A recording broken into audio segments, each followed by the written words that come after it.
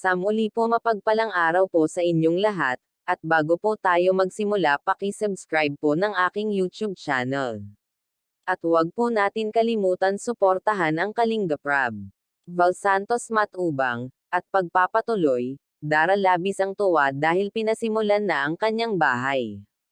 Kalinga di comfortable sa kalagayan ng bahay ni Dara kaya pinasimulan agad ang bahay ni Dara ngunit may isang tao ang humahadlang sino kaya ito. Bakit kaya ngayon pa siya lumito kung saan pinasimulan na ang bahay ni Dara?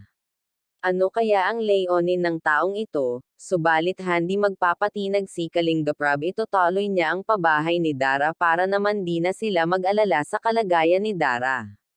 Dahil umano may kumakatok sa pinto tuwing gabi kaya di makatulog ng maayos si Dara sino kaya itong umaaligid sa bahay ni Dara tuwing gabi. May ugnayan kaya ito sa taong humahadlang sa pabahay ni Dara. At ano naman ang kailangan nito kay Dara sigurado naman tayong maganda itong bahay ni Dara at malaki-laki rin ang gagastusin ni Kalinga dito kaya salamat sa mga nag-sponsor sa pabahay ni Dara. Sana po ay matapos agad ang bahay niya para safety na silang magkakapatid. Lola ni Dara labis ang pasasalamat kay Kalinga Prab. Dahil sa malaking tulong di umano ito sa pag-aaral ni Dara. Para di na siya mag-alala sa kapatid niya pag nasa eskwelahan ito. Dahil nga malayo pala ito sa kalsada na bahay nila Dara. At malayo din ang kapitbahay nito, kaya talagang nag-aalala ito sa kaligtasan nila. Lalo't alam ng karamihan na may perang binibigay itong si Kalinga Prab. At malaki-laki rin itong tulong sa kanila lalo't napakahirap ngayon ng buhay.